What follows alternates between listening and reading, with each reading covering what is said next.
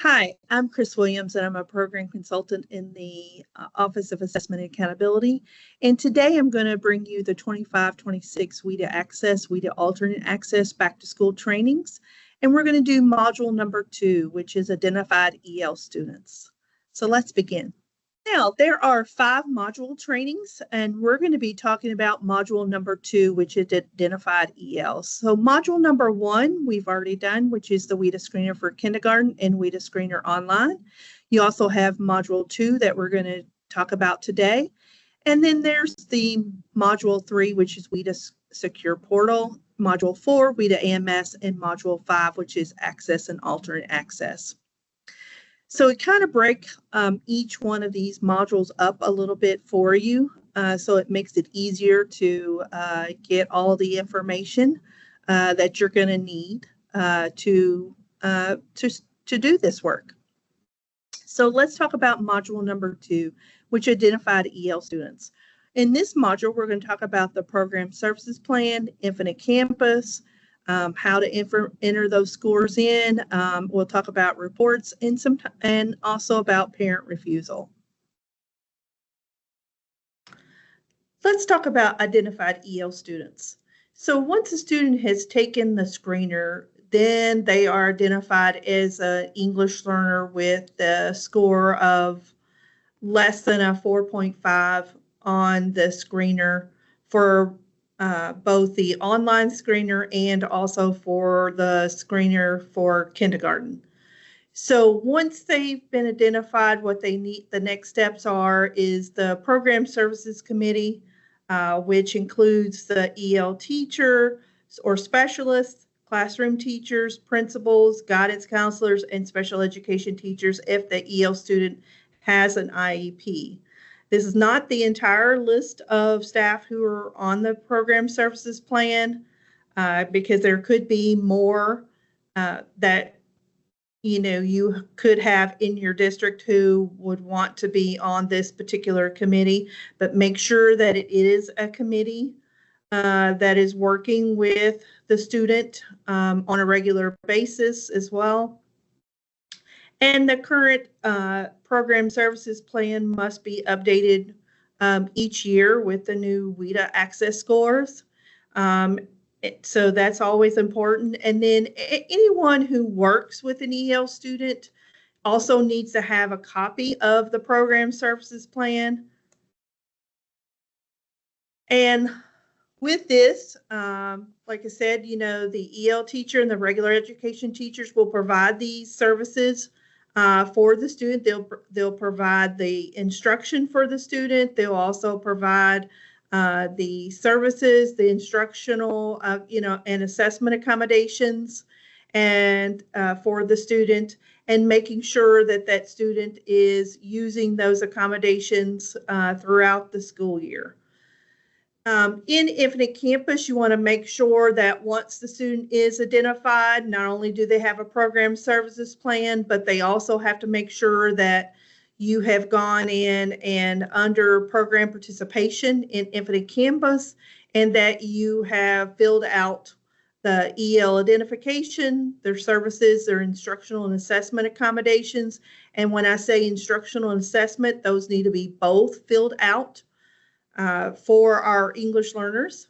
And like I said, then the EL assessment, when you put them on the EL assessment tab, those will appear as red only under program participation for EL. Once they're identified, we'll keep in mind that they are also required federally to be assessed annually with our English language proficiency assessment, which is ACCESS, or students with significant cognitive disabilities would be alternate access. Now, we do have students who are misidentified as EL, and some of those examples that could misidentify a student is if mom could have a friend or a neighbor who speaks another language, but that doesn't mean the student speaks that language. Or it could be, that the student that a parent is teaching a student another language. Well, that doesn't mean that the student is EL. You know, that we want to make sure that we are identifying our English learners correctly. And like I said, if you have any students who are misidentified as an English learner, you want to get those done quickly. Another thing that could misidentify a student is that, you know, maybe you gave a kid the screener and you weren't supposed to have the screener. So that's another example of misidentification as well. So any misidentifications of English learners, you want to contact the program consultants, which are Cayman Triplett or Brandy Neal, and you can, on the screen is linked their email addresses.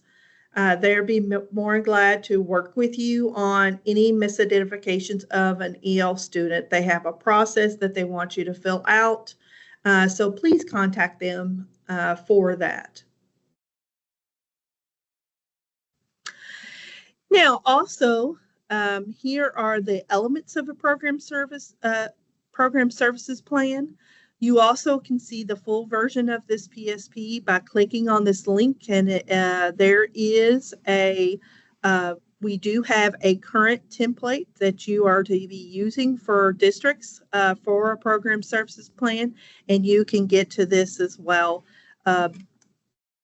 by clicking to that. If you have any questions about the program services plan, you can also contact Cayman Triplett or Brandon Neal as well. Now let's get into how we're going to manually enter this information into Infinite Campus. What you want to do is you want to make sure to fill out all the tabs for each identified EL student in IC once the screening is complete. Make sure when entering the information on the EL tabs in IC that the person who is entering this data has a copy of the English Language Development Standards. And you can see this right here on the screen. That will be able to assist you with how to enter this information properly. And so what you're going to do is you're going to start with going the path to get you into Infinite Campus. So once you log into Infinite Campus, you'll go to English Learner Data, Student Information, which is underneath Program Participation, and it'll say English Learner. Once you get to that, you're going to see the first tab, which will say EL. Excuse me. Sorry about that. Once you get to the EL Program tab, you'll enter in all of this information. You'll enter in the identified date, program status, expected date, when you expect the student to exit, and usually if they've had a formal education in their home country before they come to the U.S., it's usually 5 years to be English language proficient, and if they haven't had formal education in their home country, it usually takes up to 7 years for them to be English language proficient. Also, you want to also put in when the parent was notified, if the parent declined services, and we do have parents who decline services each year. That doesn't mean that just because a parent declines services, you still have to provide that you still have to write a program services plan. You still have to provide the accommodations for the student in the regular classroom. Also, if they've had interrupted schooling, you want to make sure to enter that information, and then any comments that you have. That's the first tab. The second tab you're going to go to is the EL Assessment tab, and that's a read-only tab because you have to go to the Assessments tab to be able to get to that, to enter that information in first. And once you're into those general tab, that is general assessments, that has all of the assessments for the student that is taken so far in the school or district, that would be in there as well. And when you go to this one, once you've got it in the general assessment, then it'll come into the EL Assessment tab, and you'll be able to see the screener scores, and you'll also be able to see if they've had any access scores previously, or because if they were already identified the previous year, they don't have to screen again. They would just be ready to take access, and you would just have to update their current program services plan with the accommodations that they are needing for this current year, if they were already identified the previous year with access. Now, also continue with this on part 2 of this is we've got the EL services tab. It's always important because they always have to have what services are you providing for that student, and you also have to put that information on here. They also have to have the EL accommodations tab. If you've got any accommodations, whether they have a program services plan or whether they're an IEP or a 504 student. You always want to make sure that you're putting in those EL accommodations for that student in Infinite Campus. Because like I said, we do have students who are duly identified, and they would have a IEP and a program services plan. So your program services plan would be underneath here under EL accommodations. And of course, the accommodations for your IEPs would be in their particular plan as well.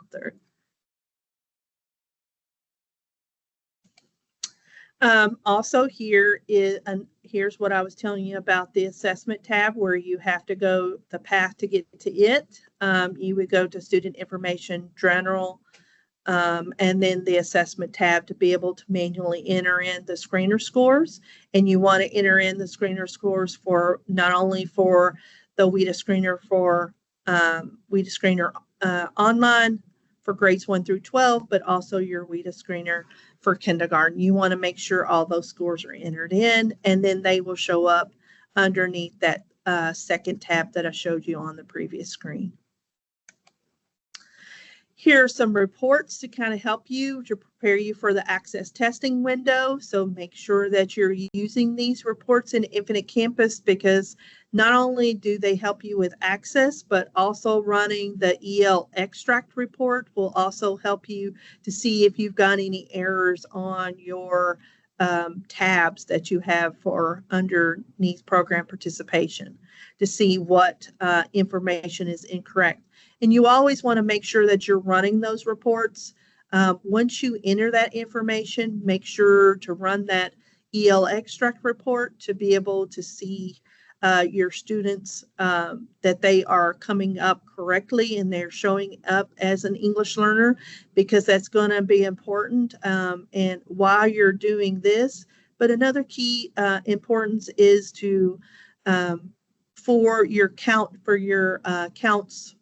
for the program side of English learners. That's important that you get all of this information entered in quickly for the student.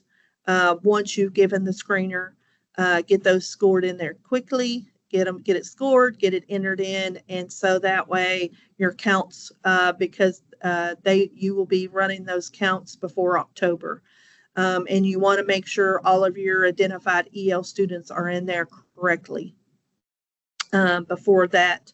And also before the ordering window happens in October as well. So make sure that, like I said, you've got a month when the student first enters, and then you've got 2 weeks after that timeline has elapsed. Now, we talked about the parent refusal. And, like I said, here's all the information again for you. And so just want you to know that particular piece, and that there are additional back to school trainings for you besides just the 5 modules for WIDA Access and WIDA Alternate Access. There's one on test security, on K-Screen, and also Kentucky Alternate Assessment Program. Here's our contact information in the Division of Assessment Accountability. You'll see all of the staff listed, as well as our phone number and email address. Contact us anytime. We're more than glad to help you with anything you have with assessment and accountability. I want to thank you again for attending this training and hope you have a wonderful school year.